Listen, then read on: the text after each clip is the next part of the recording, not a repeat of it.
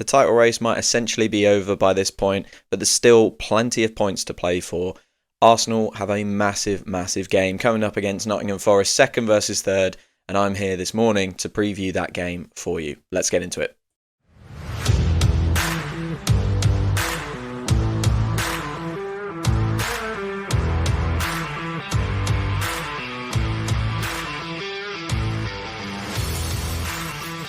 Yes, hello and welcome back to another episode of Arsenal Unfiltered, your 3 times a week dose of Arsenal coverage with me, your host Mark. Yeah, we're here to talk about Arsenal versus Forest. That happens tomorrow night. Apologies for my morning voice. It's very, very early, 6:52 when I'm recording this. So, we're making sure that you have all your information before the big game tomorrow night. The first thing I want to say is obviously wherever you are, wherever you're listening from, I hope you and your family are well and you've recovered a little bit from the disappointment of the West Ham game. It's been a little bit toxic online, I think. I think Liverpool fans obviously very, very pleased with what their team's done, and rightly so. And Arsenal fans disappointed, but kind of looking at context. And it feels like neither team wants to really acknowledge that, neither fan group, I should say. Arsenal fans don't really want to acknowledge, Liverpool have been brilliant and they are worthy title winners. And then Liverpool fans don't want to acknowledge, actually, it would have been a far tighter race if Arsenal had had all their players. So it's a really interesting kind of dichotomy here, because ultimately I think everyone, Arsenal fans, Liverpool fans, think this is over, think that Liverpool are going to kind of walk to the title without too much pressure. It's odd, right? Because we haven't had one of those title races kind of fizzle out super early like this for a while, a few years since one of the ones that City ran away with. So it feels strange knowing that it's kind of basically done. Liverpool would have to have a monumental collapse from here. So yeah, it's a strange feeling. I think, I guess my advice to anyone out there on Blue Sky or on X is just, remember that those platforms are for having a good discussion, and they're not for kind of adding toxic energy to your day. And it's not for me to police how people use the internet or discuss how people should support their team. Just remember, go on there, just think to yourself, is this really adding to my day? Have good discussions on the internet with Liverpool fans and other Arsenal fans, but don't do things that are ruining your day and giving you negative energy. It's not worth it. But we're not here to talk about that. We're here to talk about Arsenal versus Forest, which happens tomorrow night. I believe it is a 7:30 kickoff. I'm just going to check that. It's a weird one, because if you said to me at the start of the year we're going to have a game second versus third and Nottingham Forest are going to be involved, I would have been very, very surprised. But here we are. What a season they are having, and what a strange run of form they're in as well. They've lost 3 of their last 5 and needed penalties to beat Exeter in the FA Cup. However, that win in that run of 5 games was the 7-0 win versus Brighton. A very, very strange run, starting with a 5-0 loss at Bournemouth, and most recently a 4-3 loss at Newcastle, where they conceded 4 goals in 11 minutes, but obviously nearly fought back and gave the Magpies a bit of a scare there. So it's quite difficult to read Nottingham Forest right now. They've obviously had an incredible season, and they have been really, really good. They've had an unbelievable 7-0 win against Brighton recently. So you're looking at that and thinking, oh no, this is not good. But they've also shipped 5 to Bournemouth, 4 to Newcastle, and really struggled versus Exeter. So I genuinely have no idea what team we're going to face tomorrow night. They obviously have a lot to play for. I think their season is kind of the opposite of ours. Ours has fallen way short of our expectation for a number of reasons. Theirs has way exceeded their expectations, again, for a number of reasons, some of which we're going to go into. I guess, before I get into too much of the detail, I'd say I'm quite nervous about this game. They're a really good team, and we do struggle against teams that kind of sit a little bit deeper and then spring on the counter-attack. Forest have got pace in abundance. They've got finishing potential in abundance. They don't need many shots, and that's something I'll go into in a moment. But yeah, they are quite matched up for kind of Arsenal's kryptonite, I would say. So we need to be really, really careful. And we struggled against West Ham. We struggled for a while against Leicester as well. Let's be honest. And yeah, I think this could be another game that we struggle in. It felt like if we won the West Ham game, we're going into this with a lot of confidence. This feels like we're going into this game with a huge negative energy around the club, and we need to do something different. I'm going to come on to that in a moment around what I think we should do differently. I posted it on Blue Sky, actually, and I really love to get people's opinions on it because I think it's quite a good idea. First of all, though, I want to talk about Nottingham Forest, and I want to talk about Chris Wood because he is having an unbelievable season. He's someone we really need to be careful of. We've seen in games this season players like Raul Jimenez, Jared Bowen punishing us from just one chance. They get one chance and they make sure they take it. And we've kind of looked at a number of games and gone, oh my God, like we've dominated that entirely. The West Ham game is a great example. We had 4 times the number of shots. They had the better chances though. And they took one of them. And that is exactly what Chris Wood does. Chris Wood only has 10.47 XG, based on, I think it's the FOT model I used there. It varies as you go on FBref and other places, but generally around the 10.5 XG mark. He has 18 goals from that. Incredible efficiency from this guy. Really interestingly as well, he does not take a lot of shots. He's in the 21st percentile for forwards for shots attempted. So, part of that is Forest style, of course. But part of it is just he's incredibly efficient. And a lot of his goals and a lot of his attempts come from kind of the left side of the pitch. Not the wide left, but obviously that left-hand channel. So Saliba will be dealing with him a lot because it's Forest left, our right. So if Saliba can have a good game, I'm quietly confident. And what I would say as well is Saliba and Gabriel do tend to deal well with this profile of striker. Think of Haaland, big guy, likes to back in, likes to kind of try. He's not like a target man, but he is a big guy who uses his physicality to create chances and space for himself. Actually, Saliba and Gabriel deal with that very, very well. When they struggle is when a striker goes, I'm going to drop off you. Because, yes, they're good at chasing people into the kind of middle third and into their other team's half and doing it that way. But that is a high risk strategy, much higher risk for Saliba and Gabriel than if someone comes and basically has a fight with them, because I think they back themselves physically against basically anyone. If they need to chase someone in, we saw it with Isak. Isak was very good at kind of just dropping off a little bit and putting a bit of doubt in their mind and then going past them.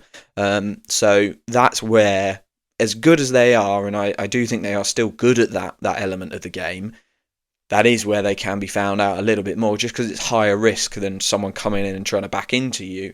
You can deal with that in a slightly different way. So they do have very, very good, a very good record against players like Wood, but Wood is very adaptable. He's not just a big guy. He's great with his feet as well. And actually, he has a really long career across a numerous number of kind of levels in England. And I think he can do both, truly. So he has to recognise, basically, is he smart enough to recognise that and kind of pull off them a little bit? Because if he does, I think Forest will create a huge amount of threat in behind us. I can see it now. He's pulling kind of back and offering a deeper option in kind of the false 9-10 space. The ball is played to him, and Morgan Gibbs-White, Elanga, Awoniyi, all of these players, Hudson-Odoi, are flying past our backline. That is how I see Forest getting threat. So we need to be really, really clever and maybe actually do a little bit of a mid-block ourselves. Like, I do wonder sometimes, is there an element of actually, sometimes when we're facing one of these mid-blocks, fight fire with fire and just go, okay, you're going to have to come to us, and try and just maybe recycle the ball a little bit deeper. Don't send the line quite so high and then spring from there, because that would confuse a team, right? That would make a team think, hang on, we're supposed to be sitting deeper. They're sitting deeper, and there might just be a moment where they go, okay, maybe we need to step up a little bit. Maybe our low block needs to be a mid block, or our mid block needs to be a high block, and then we get in round the back. Maybe. I think that's a good option. There's some other really interesting stats about Forest. They are second lowest for possession in the league, even though they are in third place. That's not something you typically associate with a team in third place, second lowest in possession, ahead of Everton by only 0.1%. And those Everton stats are probably largely skewed by the Sean Dyche time. David Moyes is there now. I would imagine quite quickly Nottingham Forest will have the lowest possession stats in the league. They also I'm really struggling with my words. I haven't finished my coffee. That's probably why. They also attempt the least tackles in the final third per 90 of any team in the league. 1.69 tackles in the final third attempted. Let's compare that to us, the most in the league at 3.5, and that's by some way. I think the next highest was 3.1, something like that. So this is a real clash of styles, and I don't think we're going to be under much pressure in our third. I don't think our centre backs are going to be under much pressure. They might try and put someone on Thomas Partey, like Wood on Partey, to prevent the build-up, but I don't think they are going to be pressing us high. This is going to be another really difficult game with just the style of play that Arsenal have not thrived against this year, which is a real shame. But they are a good team, and I think, overall we are going to need to be really careful. I think for us, Calafiori is going to have to play because Miles Lewis-Skelly is out, and again, I think he is going to have to be really, really careful. I really like Calafiori. I think he's fantastic defensively, and I think he's fantastic going forward. However, the times he has been caught out this year are against really, really direct runs.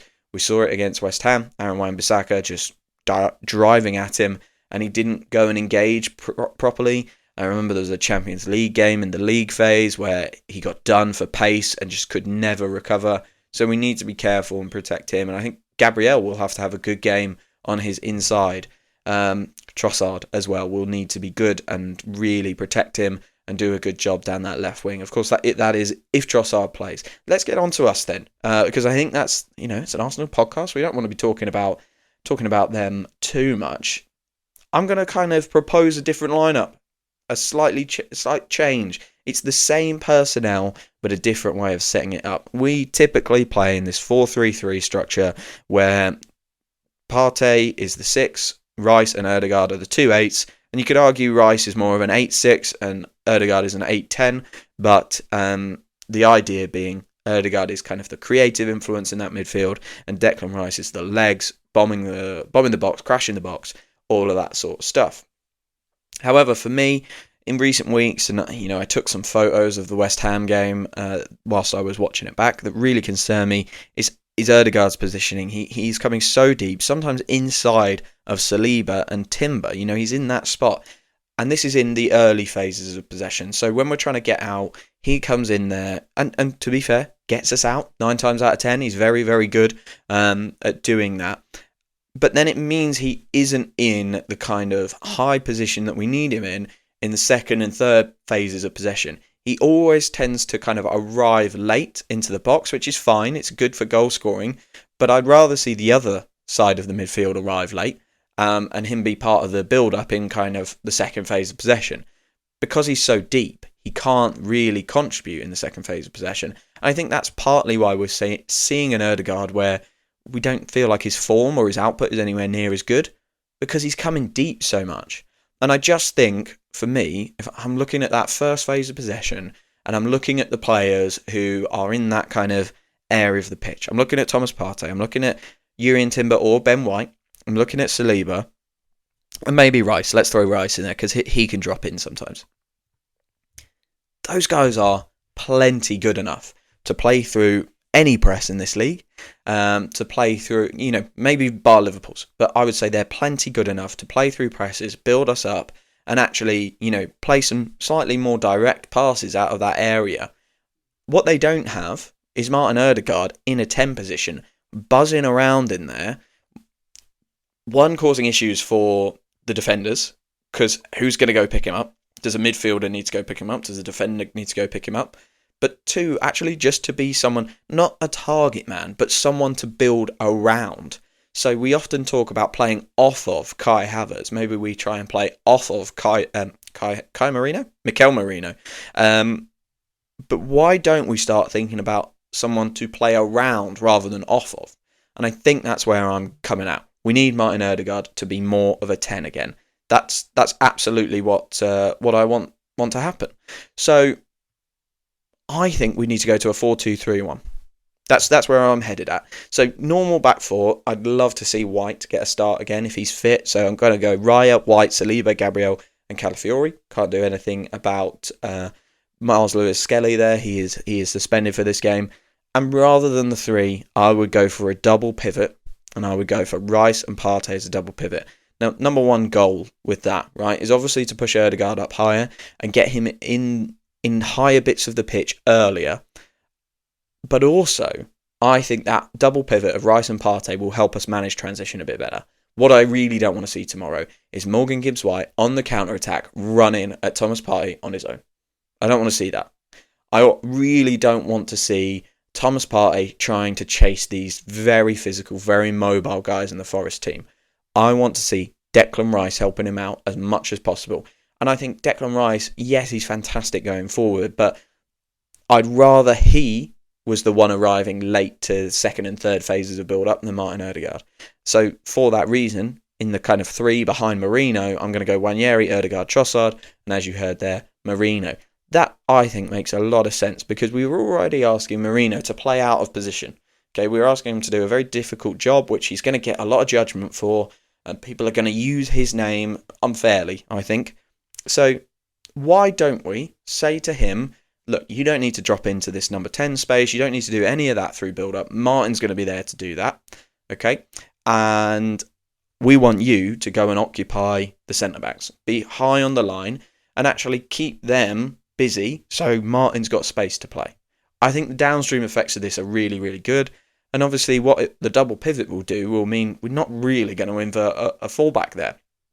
So whilst the fullbacks can contribute in build-up play as well, they can then support much, much easier Nwaneri and Trossard. And I think that then solves the positions down the sides where, I mean, Nwaneri was doubled up against so much against West Ham. Let's get Ben White or Urian Timber, whoever's fit, around him. Let's get him helped out and actually have Martin Odegaard start closer to him. Because if you think about it, the way we play is Martin Odegaard drops in, he gets us out of a difficult situation, and one of those players in that area passes forward to Nwaneri or Trossard, and then everyone has to kind of shuffle up. What I'd rather see is the defensive line and the double pivot build up, get us out, send one into Odegaard, and then Odegaard can put anyone in. You know, he's got far more options because he's in the centre of the pitch. He can turn around and maybe put Merino in or put one of the wingers in. That's what I want to see. So yeah, I think that's a better way for us to play. And, you know, when you've got Martin Odegaard, a player of his quality, and he's struggling for output, well, make sure he's in the positions to get some output. That for me is a way of doing it. And I think, you know, Declan Rice, brilliant player, but actually let's make this game simple for both of them, Odegaard and Rice, and actually say, you know what, we're not going to have you both flying up and down. Declan, sit in there. Not sit, you know, but, you know, kind of manage that space a little bit more alongside Thomas Partey and only join attacks when you can. Martin, your job is an attacker. You are our primary creative force, so we're going to create a formation that facilitates that. So yeah, I think that will really affect Forest. I think it will improve us. I think this game is very, very important to break the bad vibes and the bad energy. I put a post on Blue Sky yesterday that it's been 48 hours of bad vibes and we haven't had a new merch drop or a contract announcement. So the club must be in a bad way, considering all of that. I think it's important to remember that if we win tomorrow night, we are 9 points clear of Forest and City, assuming that City win midweek as well. So, you know, it's a very important game. That would, you know, we're talking about the gap to Liverpool. It was 9, and now it's 11 and stuff like that. It might be 8 by the time we play our game in hand. We're talking about that being an unassailable lead. Let's go and get one of our own, you know? Let's go and get one of our own. This would be a humongous win, regardless of the title, just to get ourselves 9 points clear of the teams below us, I should say, and not have to play either of them again for the rest of the season. brilliant. I think that really would matter, and it would help our season a lot. I think the worst thing we could do right now is kind of take our foot off the gas and go, okay, well, it's kind of done. Let's just make sure we wrap up 3rd or 4th and try again next year. We have to kind of, yes, use this time to try new things, like I'm suggesting here, but also we have to make sure that this is a 2nd place finish at least, and we kind of make sure that Liverpool don't get to just run away with it as much as it feels like they already have. Let's make sure that if they lose, or if they lose 3 games in a row, 2 games, whatever, there is a sense of jeopardy. Let's just do that, and I won't expect anything. I won't expect that to happen. I won't expect a league title, but let's just make sure that people aren't watching us go out in a whimper and Liverpool can basically draw out to the rest of the season and win this thing. That's really not what we want. Okay, I'm going to leave it there because I think that's quite comprehensive. Obviously, from what I've said today, you'll know that we're going to have to be really, really good tomorrow with the options we have available to us. So let's make sure that we give ourselves the best chance. Like for me, that involves pushing Martin Odegaard higher and making sure we're kind of playing a slightly different system, maybe just to surprise Nottingham Forest. But we're going to have to be really wary of their threat on the break and how they like to play. It's going to be a low block or a mid block. We're not going to have a game that's end-to-end. I think we're going to have a counter-attacking game that we're going to have to manage from Forest, and we are going to need to be a little bit more inventive and a little bit cleverer in the final third to win this one. I'm going to leave it there. As ever, thank you for following, thank you for listening, and I'll speak to you very, very soon. Hello everyone. Thank you so much for listening to this episode. If you're like me, you finished watching an Arsenal game and you're already looking for the next bit of Arsenal coverage you can find. If that sounds like you, follow or subscribe to Arsenal Unfiltered on your podcast app of choice right now to make sure you don't miss a single episode from me. I'm here 3 times a week, reviewing matches and covering Arsenal news, and I'm so excited to have you all here as well. Thank you very much.